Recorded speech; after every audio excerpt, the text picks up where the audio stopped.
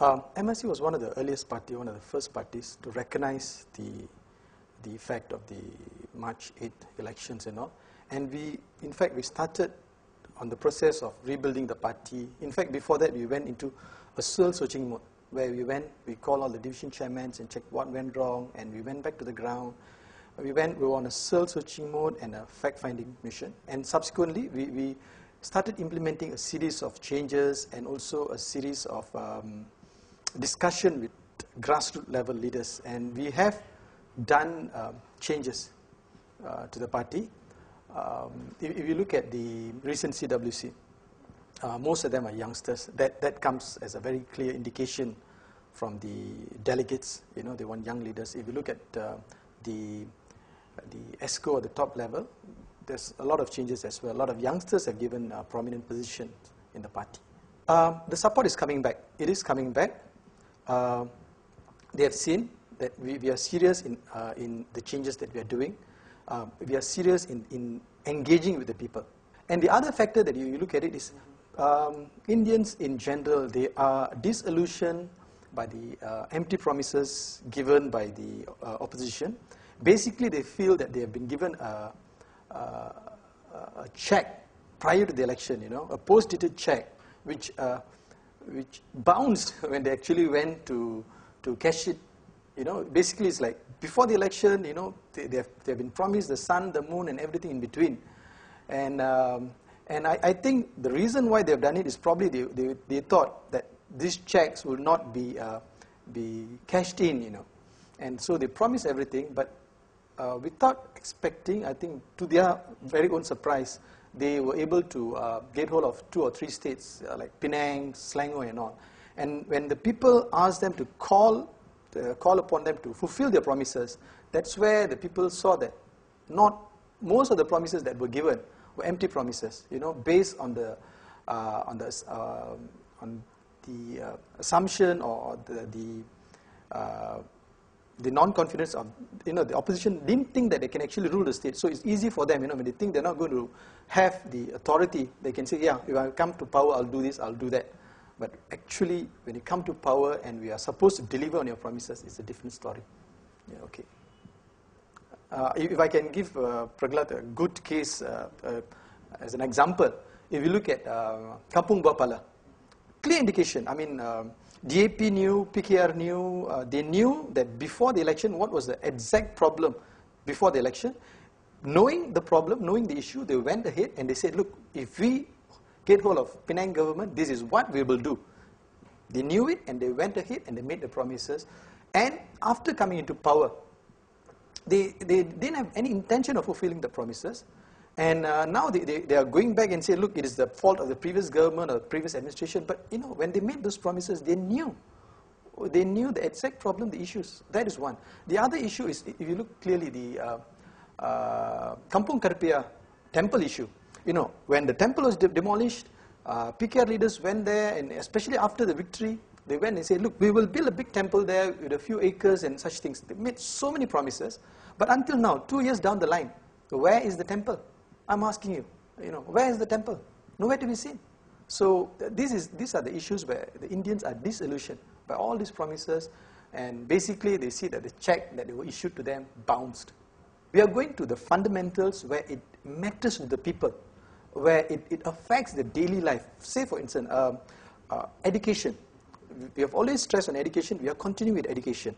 Job opportunities. Okay, business opportunities, business loans, those things. If you look at education, the MIC together with the Putra, Putris, Pemuda, Wanita, they're doing this program, Vitri Padigal, where those who have got their results, the students who have got results, you know, from getting, from failing to top students, they have set up, you know, this is your mark, where you can go. In fact, Putra, they have come up with a software where you key in your results. It will tell you what are the best courses for you to apply. So we are concentrating on issues that matters, okay?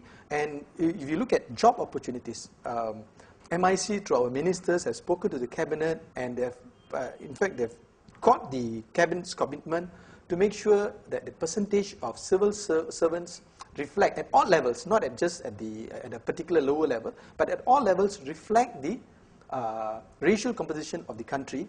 And in fact, the government have taken a slightly higher percentage of Indians into civil service of late. You can't see results immediately, but I think that the changes are being felt slowly, and the confidence is coming back. And the period for MIC being apologetic, it's over. You know, in fact, the same persons who have rode on the wave of popularity due to the demonstration and all are still harping on the same thing and asking, what has MIC done? What has MIC done? Hey, look, you have been in power for 2 years. You know, what have you done? In fact, those who should be apologizing to the Indian community and all those people that have so much of expectation and believe their promises, it is those who should be apologizing to the people.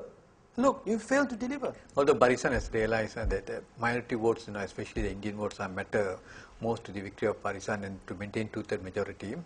But nothing much seems to have really taken place. I think basically this is simply because although Dr. Najib can talk about one Malaysia, one vision, and whatever, all these lot of slogans, but it's not filtered down to the ground level yet.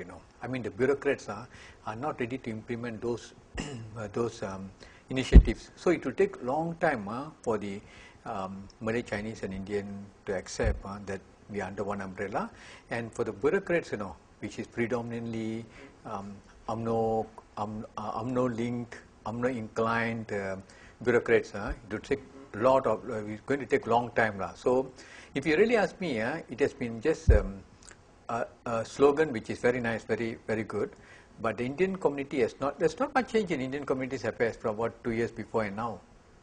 You see, under the stimulus package, where 80 schools supposed to be renovated and rebuilt and all that, the progress is very slow, very very slow. Of course, this could be one of these financial crises and all that. But then, even Bukit Jalil Tamil School, which Deputy Prime Minister personally visited, he told them the school building will be one acre, there will be another 2 acres of land and all that. It has been more than 1.5 years. The school is still, is being built in a snail's pace. Very slow. So if you think the euphoria that was just immediately after the election, realizing that the Indian votes matter most, but the actions taken and the results now is not encouraging now. See, PM personally might have appreciated the power of Indian votes, but the bureaucrats who are under the BN government have not appreciated, or they think that we don't matter. When it comes to Selangor, at least when it comes to religion, education and other things, they are more sensitive to the community's needs. I think for the first time ever in Malaysia, about 4 million ringgit in a year has been given out to Tamil schools, the Parent Teachers Association and the NGOs working with Tamil schools. For the first time, it never happened under Barisan government before. I think there was some money that was given to MIC linked NGO, YSS, but it was never given to independent NGOs. So for that, the Selangor Pakatan government must be praised. And otherwise, other things that with the community's needs and all that, even from the local council to the other levels and all, is encouraging. I think more could be done. But you see, like structural changes, like granting of land to Tamil school and all that, this will take long time. I mean, one of the few concern of those opposing Pakatan government. See, I'm not talking on behalf of Pakatan government, but the reality, being a lawyer, I must state that what is happening. I see, to alienate the land to a school, it will take at least 1 year, 2 years. It's not immediately. After alienating the land, the federal government must be ready to take on the land to build a school. So there are a lot of places where the federal government is not keen to do so, and although the Selangor government has agreed to grant the land and all. So we see Pakatan government, especially in Selangor, is very sensitive, and I think it is encouraging to see that at least a government, state government of a most prosperous state, is willing to understand the plight of the marginalized Indians and willing to do something for the Indians.